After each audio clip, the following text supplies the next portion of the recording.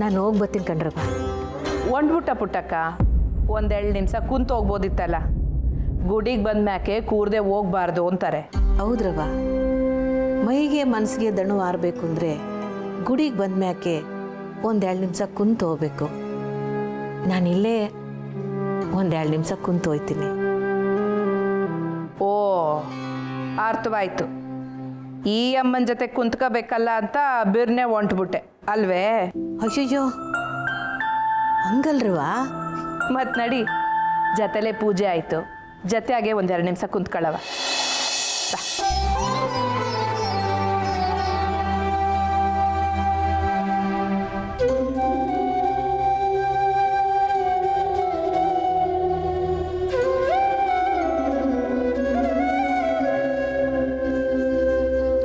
ಕೂತ್ಕೋ ಪುಟ್ಟಕ್ಕ.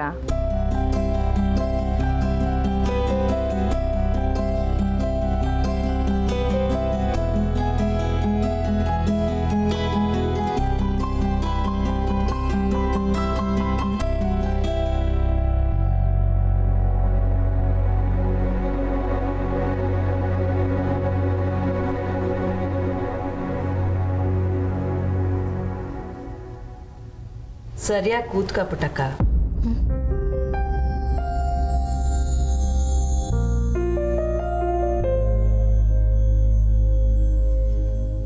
ಜನಗಳು ಕಷ್ಟ ಅಂತ ಬಂದಾಗ ಎರಡು ಜಾಗಕ್ಕೆ ಬರ್ತಾರೆ.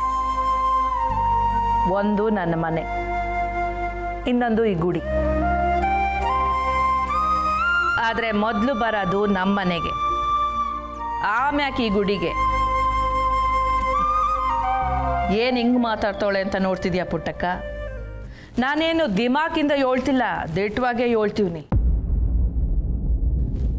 ಆದರೆ ವಿಪರ್ಯಾಸ ಏನು ಗೊತ್ತಾ? ಜನ ನಮ್ಮ ಮನೆಗೆ ಬಂದಾಗ ನನ್ನ ನೋಡೋ ರೀತಿ, ನಾನೇ ದ್ಯಾವ್ರೇನೋ ಅನ್ನಂಗೆ ನೋಡ್ತಾರೆ. ಅದೇ ನಾನು ಈ ಗುಡಿಗೆ ಬಂದಾಗ, ಓ ಇವಳು ದ್ಯಾವ್ರ ಕೈ ಮುಗಿತಾಳ ಅನ್ನೋಂಗೆ ನೋಡ್ತಾರೆ. ಇಂಥವಳ ಜೊತೆ ಪುಟ್ಟಕ್ಕ ಕುಂತವಳಲ್ಲ ಅಂತ ಆಡ್ಕೊಂಡು ಹೋಯ್ತಾರೆ. ಅದಕ್ಕೆ ನಿಂಗೆ ಹೊಸಿದ ಮುಜುಗರ, ಇವಳ ಜೊತೆ ಕುಂತ್ಕೊಳ್ಳ ಬ್ಯಾಡ್ವಾ ಅಂತ ಅಲ್ವೇ? ಅಯ್ಯಯ್ಯೋ, ನಾನು ಹಂಗೆ ಅಂದ್ಕೊಂಡಿರಲಿಲ್ಲ ಕಣ್ರವ್ವ. ನೀವು ದೊಡ್ಡವರು, ಗುಡಿಗೆ ಬಂದಾಗ 4-6 ಜನ ಮಾತಾಡಿಸ್ತಾರೆ, ನಾನು ಯಾಕೆ ನಿಮ್ಮ ಜೊತೆಗೆ ಅಂತ ಆಟೆಯ. ಅದಕ್ಕೂ ನಿಮ್ಮ ಸಮ್ಮಕ್ಕೆ ಕೂತ್ಕೊಳ್ಳೋಷ್ಟು ದೊಡ್ಡವಳು ನಾನಲ್ಲ ಕಣವ್ವ. ಗುಡಿನಾಗ ಕುಂತ್ಕೊಂಡು ದೊಡ್ಡವಳು ಚಿಕ್ಕವಳು ಅಂತ ಮಾತಾಡಿದ್ರೆ ಆ ತಾಯಿ ಒಪ್ತಾಳ ಪುಟ್ಟಕ್ಕ. ಅಡಿಪಾಯನೇ ಇಲ್ಲದೆ ಗೋಪುರ ಇರಕ್ಕೆ ಹೆಂಗೆ ಸಾಧ್ಯ ಹೇಳು? ನಾನು ಮ್ಯಾಕ್ ಇವ್ನಿ ಅಂತ ಗೋಪುರ ಏನಾರ ನೆಲ ನೋಡಿ ನಕ್ರೆ ಅದಕ್ಕಿಂತ ದರ್ತನ ಬ್ಯಾರೊಂದಿಲ್ಲ.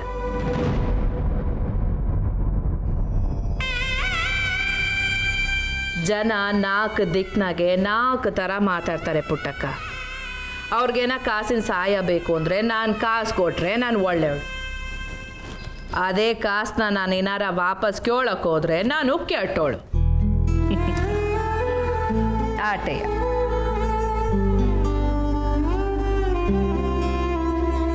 ಆಗಿದೆಲ್ಲ ಒಳ್ಳೇದಕ್ಕೆ ಆಯ್ತು ಬಿಡು. ನಿಜ ಹೇಳ್ಬೇಕು ಅಂದರೆ ನೀನು ಭಾರಿ ಗಟ್ಟಿಗಿತ್ತಿನೇ ಪುಟ್ಟಕ್ಕ. ಸತ್ಯವಾಗಿ ನಡ್ಕೊಳ್ಳೋದು ಅಂದರೆ ಅಷ್ಟು ಸುಲಭದ ಮಾತಲ್ಲ. ಅದೊಂದು ಆಡಂಬರ, ಶ್ರೀಮಂತಿಕೆ. ಎಲ್ರ ಕೈ ನಗೋದಾಗಕ್ಕಿಲ್ಲ. ಆಯುಷ್ಯದಲ್ಲಿ ನೀನು ಭಾರಿ ಶ್ರೀಮಂತೇನೆ. ದೊಡ್ಡ ಮಾತು ಕಣ್ತಾಯಿ, ದೊಡ್ಡ ಮಾತು. ಮತ್ತೆ ದ್ವಾಡ್ದು ಚಿಕ್ಕದು ಅಂತೆಲ್ಲ ಮಾತಾಡ್ತೀಯಲ್ಲ ಪುಟ್ಟಕ್ಕ. ಈಗ ಮನೆಯಾಗೆಲ್ಲ ಸರಿಯಾಗೈತಾ? ನಿನ್ನ ಮಗಳು ಪಾಪ ಇಳಿತಾ?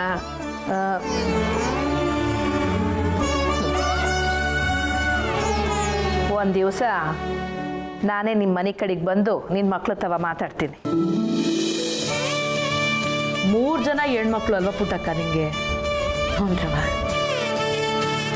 ಬೇಸ್ಕಣವ, ನೀನು ಒಬ್ಬಳೇ ನಿಂತು ಆ 3 ಹೆಣ್ಮಕ್ಳನ್ನ ಬೆಳೆಸಿದ್ಯಾ ಅಂದರೆ ಸಾಕ್ಷಾತ್ ತಾಯಿ ಕಣವ ನೀನು.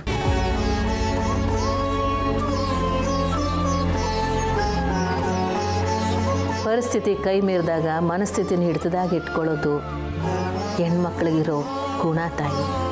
ಸಮಯ ಸಂದರ್ಭ ಬಂದಾಗಲೇ ನಮ್ಮ ಸಾಮರ್ಥ್ಯ ನಮ್ಗೆ ಅರ್ಥ ಆಗೋದು. ಸರಿಯಾಗಿ ಹೇಳ್ದೆ ಪುಟ್ಟಕ್ಕ. ಎಲ್ಲದ್ರಾಗೂ ನಮ್ಮನ್ನು ನಾವು ತೊಡಗಿಸ್ಕೊಳ್ಳಿಲ್ಲ ಅಂದರೆ ನಮ್ಮ ಸಾಮರ್ಥ್ಯ ಏನು ಅಂತ ನಮಗೆ ಗೊತ್ತಾಗಕ್ಕಿಲ್ಲ. ಆ ಇಸಿಯದಾಗೆ ನೀನು ಎಲ್ರಿಗೂ ಮಾದರಿ ಕಣವ. ಅಯ್ಯೋ, ನಾನಲ್ಲ ಕಣ್ರವ, ನೀವೆಲ್ರಿಗೂ ಮಾದರಿ. ತೆಪ್ಪು ತಿಳ್ಕೋಬೇಡಿ. ಮೊದಲು ನಿಮ್ಮ ಹೆಸರು ಕೇಳಿರೆ ನಾನು ಹಿಂದೇಟು ಆಗ್ತಿದ್ದೆ. ನೀವೇ ಹೇಳಿರಲ್ಲ, ಜನ 4 ದಿಕ್ಕಾಗಿ 4 ಥರ ಮಾತಾಡ್ಕೋತಾರೆ ಅಂತ. ಕೆಲವ್ರಿಗೆ ನಿಮ್ಮನ್ನು ಕಂಡ್ರೆ ಶಾನ ದಿಗ್ಲೈತೆ. ಅಂಥವ್ರು ಮಾತಾಡೋ ಮಾತನ್ನ ಇನ್ಯಾರು ಕೇಳಿಸ್ಕೊತಾರಲ್ಲ, ಅವರು ಭಯ ಪಟ್ಕೊಂಡು ನಿಮ್ಮಿಂದ ದೂರನೇ ಉಳಿದ್ಬಿಡ್ತಾರೆ. ದಿಟ ಅಮ್ಮವ್ರೆ, ಈಗ ನೋಡಿ ಎಷ್ಟು ಸಲೀಸಾಗಿ ಆರಾಮಾಗಿ ನನ್ನ ಜೊತೆ ಕೂತ್ಕೊಂಡು ಮಾತಾಡ್ತಾ ಇದ್ದೀರಿ. ನೀವು ಸಾಲ ಕೊಟ್ಟು ಬಡ್ಡಿನ ಶಾಲ ಹಿಂಸೆ ಕೊಟ್ಟು ವಸೂಲಿ ಮಾಡ್ತೀರಿ ಅಂತ ಜನ ಮಾತಾಡ್ಕೋತಾರೆ. ನಾನು ನಿಮ್ಮ ಮನೆಯಿಂದ ದುಡ್ಡು ತಗೊಳ್ದೆ ವಾಪಸ್ ಬಂದ ಮ್ಯಾಕು ನೀವು ನಿಮ್ಮವ್ರನ್ನ ಕಳಿಸಿ ದುಡ್ಡು ಕೊಡಕ್ಕೆ ಬಂದ್ರಲ್ಲ, ಆಗ ಅರ್ಥ ಆಯಿತು. ನೀವು ಬರೀ ದುಡ್ಡು ಮಾಡೋಕ್ಕೆ ಸಾಲ ಕೊಡೋರಲ್ಲ, ಕಷ್ಟ ಅಂತ ಯಾರೇ ಬಂದರೂ ಮನಸ್ಸು ಕರಗೋರು ಅಂತ. ಗೋಪುರ ನಿಲ್ಲಬೇಕು ಅಂದರೆ ಅಡಿಪಾಯ ಗಟ್ಟಿಯಾಗಿರಬೇಕು ಅಂತಂದ್ರಲ್ಲ, ಅದು ದಿಡ್ವೇ ಕಣ್ರವ. ಕೆಲವ್ರಿಗೆ ಕಷ್ಟದಾಗೆ ಕಾಸೇ ಆಗಬೇಕು ಅಂತ ಏನಿಲ್ಲರವ, 4 ಒಳ್ಳೆ ಮಾತಾಡಿದ್ರು ಸಾಕು ಉತ್ಸಾಹದಿಂದ ಮುಂದಕ್ಕೆ ಹೋಯ್ತಾರೆ. ನೀವು 4 ಒಳ್ಳೆ ಮಾತು ಆಡ್ತೀರಿ, 4 ಕಾಸು ಕೊಟ್ಟು ಸಹಾಯನೂ ಮಾಡ್ತೀರಿ. ನೀವಲ್ವೇ ಎಲ್ರಿಗೂ ಮಾದರಿ. ನಾನು ಏನು ಆಟೊಂದು ಒಳ್ಳೆಯವಳಲ್ಲ ಪುಟ್ಟಕ್ಕ. ಜನ ಹೇಳೋದ್ರಾಗೂ ದಿಟ ಐತೆ. ಕಾಸು ಕೊಡಲಿಲ್ಲ ಅಂದರೆ ಹಿಂಸೆ ಕೊಟ್ಟನ ಕಿತ್ಕತೀನಿ. ಅದು ನನ್ನ ಧರ್ಮ ಕೂಡ. ನಾನು ಹೇಳೋ ಮಾತಿಗೆ ಕೊಟ್ಟು ಭಾಷೆಗೆ ಯಾವತ್ತೂ ತಪ್ಪಾಗಿ ನಡ್ಕೊಳ್ಳೋಳಲ್ಲ. ಸಾಲ ಕೊಡೋ ಮೊದಲೇ 1000 ಕಿತ ಕೇಳಿರ್ತೀನಿ. ಅವರೆಲ್ಲದಕ್ಕೂ ಒಪ್ಕೊಂಡ್ಮ್ಯಾಕೆಯ ಸಾಲ ಕೊಡೋದು. ಆದರೂ ಅಮ್ಮವ್ರೆ, ಪಂಚಾಯಿತಿ ಅಂದರೆ ಗಂಡಸ್ರೇ ತೀರ್ಪು ಕೊಡಬೇಕು ಅನ್ನೋದು ವಾಡಿಕೆ ಐತೆ. ಅದನ್ನು ಮೀರಿ ಮಧ್ಯಸ್ಥಿಕೆ ನಡೆಸ್ತಿರಲ್ಲ, ನಿಮ್ಮ ದಿಟ್ಟತನನ ಧೈರ್ಯನ ಮೆಚ್ಚಲೇಬೇಕು. ಆದರೆ ಈ ಬಾರಿ ಪಂಚಾಯಿತಿ ಬಗ್ಗೆ ನಂಗೆ ಸ್ಯಾನೆ ಚಿಂತೆ ಆಗೋಗಿತ್ತು ಪುಟ್ಟಕ್ಕ. ನಂಗೆ ಗೊತ್ತೈತೆ ನೀನು ಏನೂ ತಪ್ಪು ಮಾಡಿಲ್ಲ ಅಂತ. ಆದರೆ ನಿನ್ನ ವಿರುದ್ಧವಾಗೇ ತೀರ್ಪು ಕೊಡಂಗೆ ಆಯ್ತದಲ್ಲ ಅಂತ ಭಾರಿ ಕೊರಗ್ನಾಗಿದ್ದೆ. ಅದು ಯಾವಿ ಕಾಪಾಡ್ಬಿಟ್ಲು. ಇಲ್ಲಿ ಗಂಟ ನಾನು ಯಾವುದೇ ತೀರ್ಪನ್ನು ತೆಪ್ಪಾಗಿ ಕೊಟ್ಟಿಲ್ಲ ಪುಟ್ಟಕ್ಕ. ಈ ತೀರ್ಪಿನಾಗೂ ತೆಪ್ಪಾಗಬಾರ್ದು ಅಂತ ನಾನು ಬೇಡ್ಕತಾನೇ ಇದ್ದೆ. ಕಡೆಗೂ ಎಲ್ಲ ಒಳ್ಳೇದೇ ಆಯಿತು. ಆದರೆ ಒಂದು ತೀರ್ಪನ್ನ ತೆಪ್ಪಾಗಿ ಕೊಟ್ಬಿಡ್ರಿ ಕಣ್ರವ.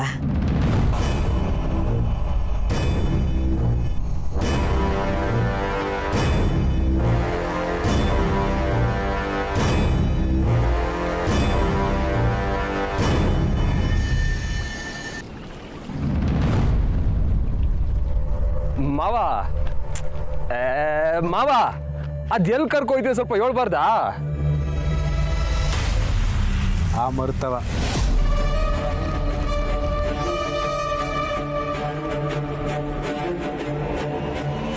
ಏನ ಆ ಮರತಾವನ? ಓ ಇಸ್ಪೀಟ್ ಆಡಕ್ಕ? ಅದಕ್ಕೆ ಕರೆದಿದ್ದು ನಿನ್ನ? ನಾನು ಬರೋಕ್ಕಿಲ್ಲ, ಹೋಗು. ನಾನು ತಾವು ಕಾಸು ಇಲ್ಲ, ಹೋಗಿ ಸುಮ್ಕೆ. ಏಯ್ ಸುಮ್ಕೆ ಬಾರ್ಲಾ, ಈ ಸ್ಪೀಡ್ ಆಡಕ್ಕಲ್ಲ ಹೋಯ್ತಿರೋದು. ಮತ್ತೆ ಅಚ್ಚೆ ಹಾಕೋ ಹೆಂಗ್ಸನ್ನ ಹುಡ್ಕೋದಿಕ್ಕೆ. ಆ ಹೆಂಗ್ಸು ಅಲ್ಲೇ ಎಲ್ಲೋ ಇರ್ತಾಳೆ ಅಂತ ಹೇಳಿದ್ರಲ್ಲ. ಅಲ್ಲ ಮಾವ, ಗಡ್ಡ ಮೀಸೆ ತೆಗ್ದೆ, ಈಗ ಅಚ್ಚೆ ಹಾಕಿಸ್ಕೊಳಕ್ ಹೋಯ್ತಿದ್ಯಾ? ಏನಾಗಿದ್ದದ್ ನಿಂಗೆ? ಲೇಯ್, ಪ್ರಶ್ನೆ ಮ್ಯಾಗ ಪ್ರಶ್ನೆ ಕೇಳ್ಬಿಡಕ್ಕಲ್ಲ ಪುರ್ಸಿ. ಉತ್ತರ ಗೊತ್ತಾದ್ರೆ ನಾನು ಯಾಕೆ ಪ್ರಶ್ನೆ ಕೇಳ್ತೀನಿ ಹೇಳು?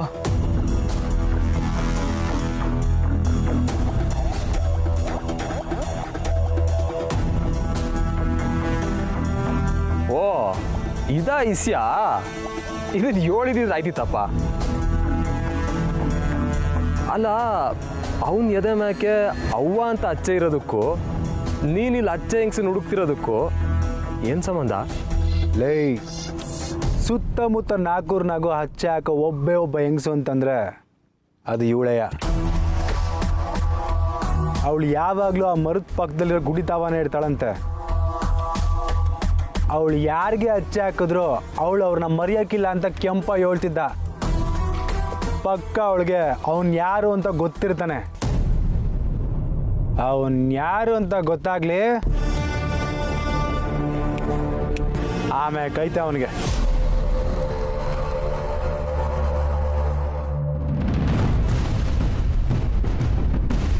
ಓ ಅಕ್ಕ, ಅಕ್ಕ ಲೇ ಸುಮ್ಕಿರ್ಲಾ, ಅವಳು ಯಾಕ್ಲಾ ಕರಿತ್ಯಾ?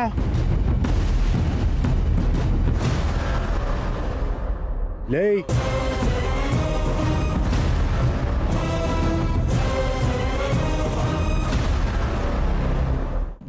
ನನ್ನ ತೀರ್ಪು ತಪ್ಪಾಗೈತಾ?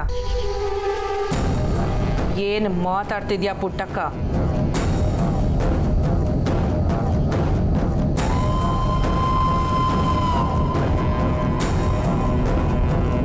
ಮಾತಾಡೋ. ಯಾವ ಪಂಚಾಯತಿ ಬಗ್ಗೆ ಹೇಳ್ತಿದ್ಯಾ? ಚಮಸಿ, ಮಾತಿನ ಗುಂಗ್ನಾಗೆ ಬಾಯಿ ತಪ್ಪಿ ಹೇಳ್ಬಿಟ್ಟೆ. ಪರವಾಗಿಲ್ಲ, ಹೇಳು, ನಾನು ಏನು ತಪ್ಪು ತೀರ್ಪು ಕೊಟ್ಟೆ?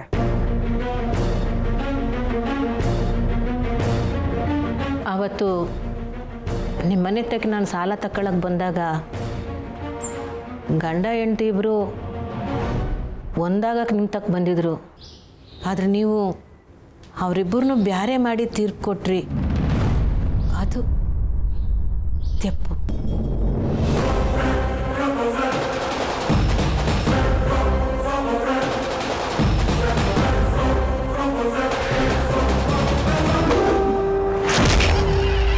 ಅವರಿಬ್ಬರನ್ನ ದೂರ ಮಾಡೋ ಅಧಿಕಾರ ನಿಮಗಿಲ್ಲ. ಆ ಪಂಚಾಯತಿಲಿ ನೀವು ತಪ್ಪು ತೀರ್ಪು ಕೊಟ್ಬಿಟ್ರಿ. ಪುಟ್ಟಕ್ಕ,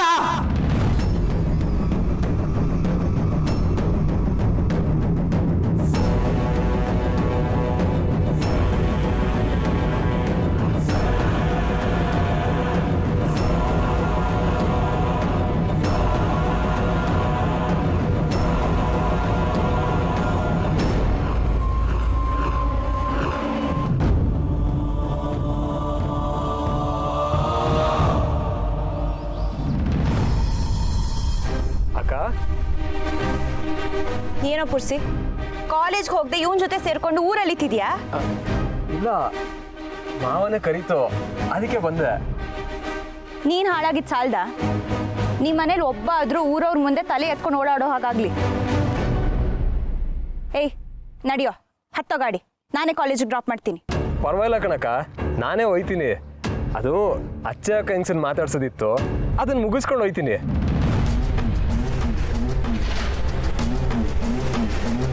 ಹಚ್ಚೆ ಹಾಕಿಸ್ಕೊತಿದ್ಯಾ? ನಂಗಲ್ಲಕ್ಕ, ನಮ್ಮ ಮಾವನ್ನ ಯಾವನೋ ಒಬ್ಬ ಎತ್ತಾಕೊಂಡೋಗಿ ಪಂಚಾಯತಿಲಿ ಬಾಯಿ ಬಿಡ್ಸಿದ್ನಲ್ಲ, ಅವನು ನುಡ್ಕಕ್ಕೆ ಹೋಯ್ತಿದ್ವಿ.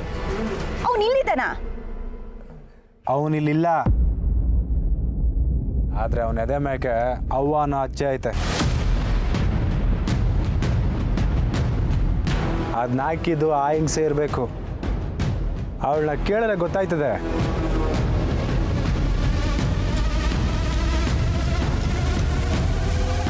ಕೇಳಿದ್ರೆ ಗೊತ್ತಾಗತ್ತಾ? ಅವ್ನು ನಿನ್ನ ಹೊಡೆದು ನಿನ್ನ ಎತ್ತಾಕೊಂಡು ಹೋಗಿದ್ದಾನೆ. ನಿನಗೆ ಅವ್ನು ಯಾರು ಅಂತ ಗೊತ್ತಾಗಿಲ್ಲ. ಇನ್ನು ಅವಳನ್ನ ಕೇಳಿದ್ರೆ ಹೇಗೋ ಗೊತ್ತಾಗತ್ತೆ? ಸುಮ್ಮನೆ ಹೋಗಿ ಕೆಲಸ ನೋಡ್ಕೊಳ್ಳಿ. ಏ ಇಲ್ಲ ಇಲ್ಲ, ಆ ಹೆಂಗ್ಸ ಹಚ್ಚಾಕ್ಸ್ಕೊಂಡವ್ರನ್ನ ಮರೆಯೋಕ್ಕಿಲ್ವಂತೆ. ಅವಳು ನಾಡಿ ಮಿಡಿತ ಜ್ಯೋತಿಷ್ಯ ಎಲ್ಲನೂ ಹೇಳ್ತಾಳೆ.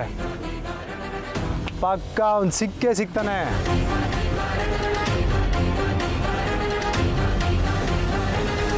ಸರಿ, ಹಾಗಿದ್ರೆ ನಡಿ, ನಾನು ಬರ್ತೀನಿ. ಅವ್ನು ಯಾರು ಅಂತ ನೋಡೋಣ.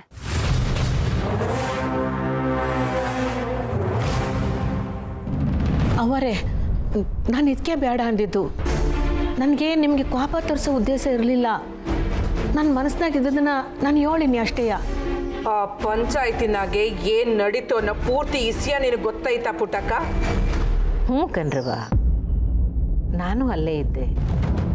ಆದ್ರೂ ನಾನು ಕೊಟ್ಟ ತೀರ್ಪು ತ್ಯಪ್ಪು ಅನ್ನಿಸ್ತಾ ನಿನಗೆ? ನಾನು ನನಗನ್ಸಿದ್ದನ್ನು ಮಾತ್ರ ಹೇಳ್ದೆ ಕಣ್ರವ. ನೀವು ಶಾನ ತಿಳ್ಕೊಂಡಿರೋರು. ನನ್ನ ಮಾತನಾಗ ಏನಾದ್ರು ತೆಪ್ಪಿದ್ರೆ ನನ್ನ ಕ್ಷಮಿಸ್ಬಿಡಿ. ಗಂಡ ಅನ್ಸ್ಕೊಂಡವನು ಎಲ್ಲರ ಮುಂದೆ ಹೆಣತಿ ಮೇಲೆ ಕೈ ಮಾಡ್ದ ಅಂತ ನೀವು ಅವನ್ನ ಅವಳ ಕಾಲಿಗೆ ಬೀಳು ಅಂತ ಹೇಳಿದ್ರಿ. ಅವನು ಆಗಕ್ಕಿಲ್ಲ ಅಂದ. ಅದಕ್ಕೆ ನೀವು ಅವರಿಬ್ಬರನ್ನೂ ಒಂದು ಮಾಡಕ್ಕೆ ಬಿಡಲಿಲ್ಲ ಅಲ್ವೇನ್ರವ? ಏಟ ಅಹಂಕಾರ ಅವನಿಗೆ, ಗಂಡಸು ಅನ್ನೋ ಕೊಬ್ಬು ಅವನಿಗೆ. ಹೆಂಡತಿ ಮ್ಯಾಕೆ ಕೈ ಮಾಡೋದು ಅಲ್ಲದೆ ಕಾಲಿಗೆ ಬಿದ್ದಕ್ಕೆ ಸಮಯ ಕೇಳು ಅಂದ್ರೆ ಕೇಳಕ್ಕಿಲ್ಲ ಅಂತಾನೆ. ಅಂತತ್ರ ಹೆಂಗ್ ಒಂದು ಮಾಡಕ್ಕಾಯ್ತದೆ ಅವ್ರಿಬ್ಬರನ್ನ? ಹಂಗಲ್ರವ, ಆ ಹುಡುಗಿ ಮನಸ್ಸಿನಾಗ ಏನೈತೆ ಅನ್ನೋದನ್ನ ಒಂದು ಮಾತು ಕೇಳಬೇಕಾಗಿತ್ತು.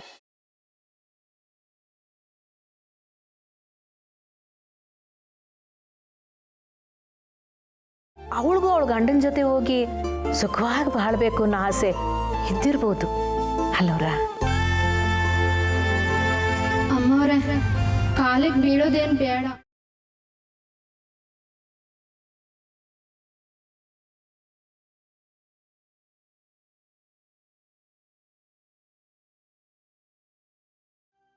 ಗಂಡ ದಿಕ್ಕಿಲ್ದೆ ಜೀವನ ಮಾಡೋಕ್ಕಾಗಕ್ಕಿಲ್ಲ ಅಂತ ಯಾರು ಏನೇ ಹೇಳಿದ್ರು ಅದು ಸುಳ್ಳು ಅಂತ ಸಾಬೀತುಪಡಿಸೋಕ್ಕೆ ನಾನೇ ಗುಂಡು ಕಲ್ಲಂಗೆ ಇವನಿ. ಆದರೆ ಗಂಡ ಹೆಣ್ರಿಬ್ಬರು ಒಟ್ಟಿಗೆ ಬಾಳಬೇಕು ಅಂತ ಆಸೆ ಪಟ್ಟ ಮ್ಯಾಕು ಅವ್ರನ್ನ ಬ್ಯಾರೆ ಮಾಡಿದರೆ ಅವ್ರ ಜೀವನ ಸುಖವಾಗಿರಕ್ಕಿಲ್ಲ.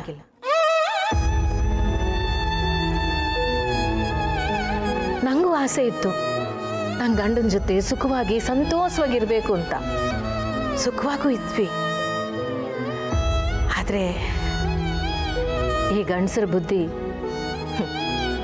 ಯಾವ ಕಾವಲು ಹೊಡಿತದೋ ಅರ್ಥ ಆಗಕ್ಕಿಲ್ಲ.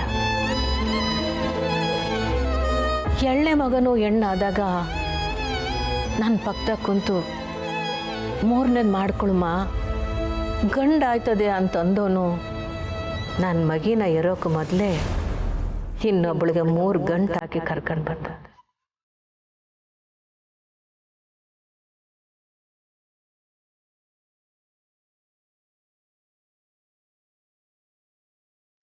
ಹೊಟ್ಟೆಗಿರೋ ಮಗ ಗಂಡು ಹೆಣ್ಣು ಅಂತ ನಾವು ತೀರ್ಮಾನ ಮಾಡೋಕ್ಕಾಯ್ತದೇನ್ರವ? ಈ ಭೂಮಿ ಮ್ಯಾಗ ಯಾರು ಬರಬೇಕು ಬೇಡ ಅನ್ನೋದನ್ನ ತೀರ್ಮಾನ ಮಾಡೋದು ತಾಯಿ ಅಲ್ವೇ?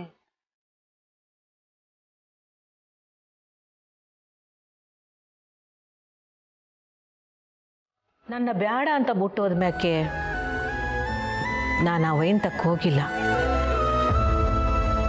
ನೋಡಿದ ಜನ ನನ್ನ ಶಾನ ಸ್ವಾಭಿಮಾನಿ ಗಟ್ಟಿಗಿತ್ತಿ ಗಂಡ ಇಲ್ಲದೆ ಇದ್ರೂ ಜೀವನ ನಡೆಸ್ತಾವಳೆ ಅಂತಾರೆ. ಆದರೆ ನಾನು ಹೆಣ್ಣಲ್ವೇನ್ರವ್ವ?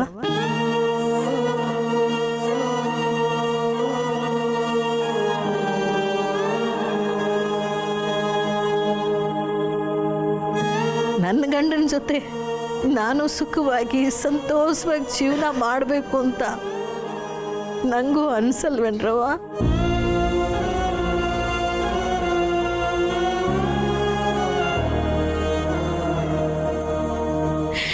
ನನ್ನ ಗಂಡ ಇಲ್ಲದೆ ನಾನು ಪಟ್ಟಿರೋ ಕಷ್ಟ, ಸಂಕಟ, ಕಣ್ಣೀರು ತಲೆದೆಂಬಿಗೆ ಗೊತ್ತು.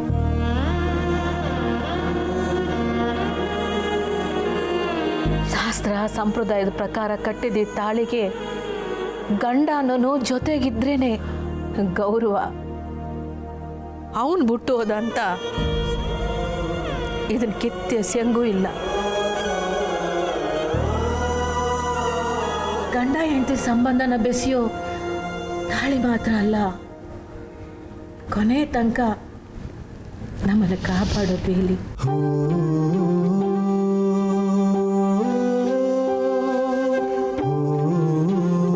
ಅವರೇ ಇಬ್ಬರು ಮನಸ್ಸೊಪ್ಪಿ ಮದುವೆ ಆದಂಗೆ, ಮನಸ್ಸೊಪ್ಪಿ ದೂರ ಆದರೆ ತೊಂದರೆ ಇಲ್ಲ. ಹೆಂಗೋ ಅವ್ರವ್ರ ಜೀವನ ಅವ್ರವ್ರು ಮಾಡ್ಕೊಂತಾರೆ. ಆದರೆ ನನ್ನಂಗಾಗಲಿ, ನೀವು ತೀರ್ಕೊಟ್ರಲ್ಲ ಆ ಜೋಡಿ ಹಂಗಾಗಲಿ ಜೊತೆಯಾಗಿ ಜೀವನ ಮಾಡಬೇಕು ಅನ್ನೋ ಆಸೆ ಇಟ್ಕೊಂಡಿದ್ರು ಜೀವನ ಮಾಡೋಕ್ಕಾಯ್ದೆ ಹೋದ್ರೆ ಅದು ನರಕ. ನರಕನ್ರವ.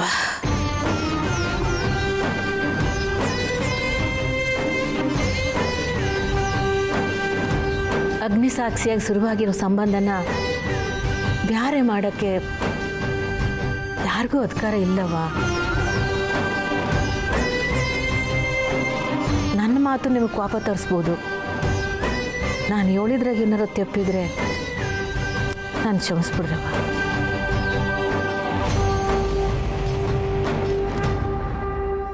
ತಡ ಆಯಿತು, ಬರ್ತೀನಿ. ಮೆಸ್ನಾಗೆ ಊಟಕ್ಕೆ ಜನ ಕಾಯ್ತಿರ್ತಾರೆ.